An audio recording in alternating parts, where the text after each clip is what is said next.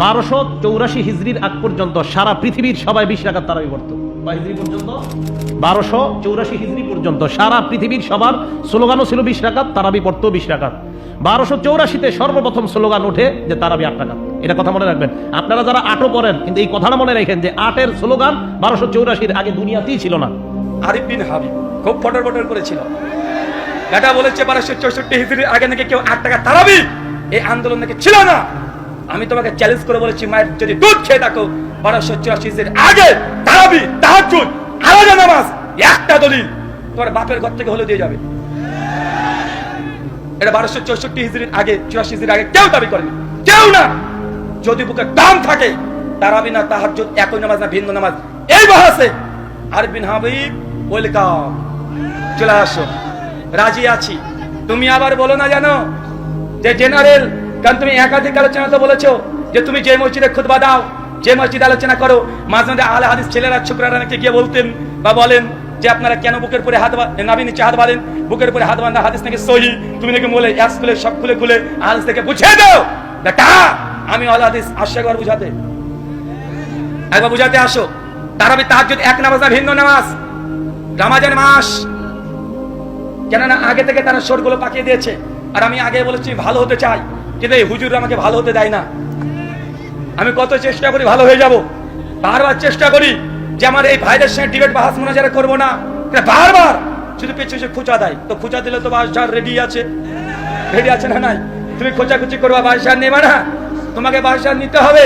আর আমরা দেওয়ার জন্য সবসময় প্রস্তুতি নিয়ে থাকি। তার জন্য আপনি আগে বলে দিয়েছি, তারাবি তাহাজ্জুদ যদি দাম থাকে, কিউট ভাই তুমি চলে আসো, না পালে তোমার প্লে বয়কে পাঠিয়ে দাও, তাও না পালে নাইট বয়কে পাঠিয়ে দাও, তাও না পালে আরিফ বিন হাবিব। এখনো তার সঙ্গে ভদ্রতা হচ্ছে, যতদিন সে ভদ্রতা দেখাবে। তারপরে আরো যদি না হয়, তোমাদের কি জানে নাম, আর একটা কি নাম, যে ওটা ও বাচ্চা ছেলে রফিকিকে তো 2017 সালে মালিকলা মসজিদে সাইজ করে ছেড়ে দিয়েছি, বেচারা তারপর থেকে আর কথা বলে না।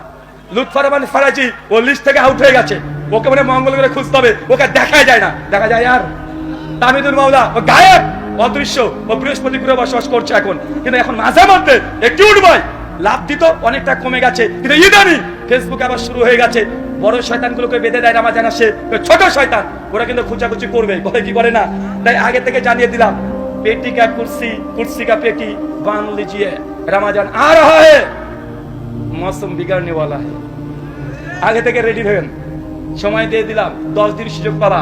একদম স্কুলের ব্যাগ নিয়ে মৌলানা আব্দুল মালিকের কাছ থেকে তারাবি তাহাজ্জুদ এক নামাজ না ভিন্ন নামাজ, 10 দিন ক্লাস করতে শুরু করে দাও। 10 দিন পর দেখাবে ইনশাআল্লাহ। ক্লাস করো, একদম শিশু বাচ্চা ছেলে মতো পড়তে চলে যাও 10 দিন। আমি 10 দিন পড়তে পারবো না, 10 দিন আমি আছি, এখানে প্রোগ্রাম আছে, তুমি পড়তে যাও, পড়াশোনা করে আসবে, ভালো করে পড়াশোনা করে আসবে, একদম ভালোভাবে পড়াশোনা করে এসে আহলে হাদিসের জেনারেল শিক্ষিত একজন ছাত্রের কাছে এসে দলিল দিও, তোমার দলিলকে কিভাবে বুঝিয়ে দিতে হয় আমরা ঠিক বুঝাতে পারবো। আল্লাহ সুবহানাহু ওয়া তাআলা আমাদের বোঝার তৌফিক দান করুন, আমিন।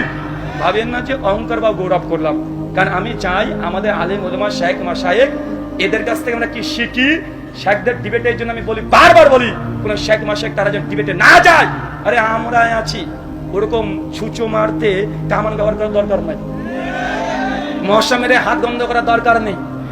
ওইসব গন্ধ কীটগুলোকে মারার জন্য আমরাই যথেষ্ট আছি।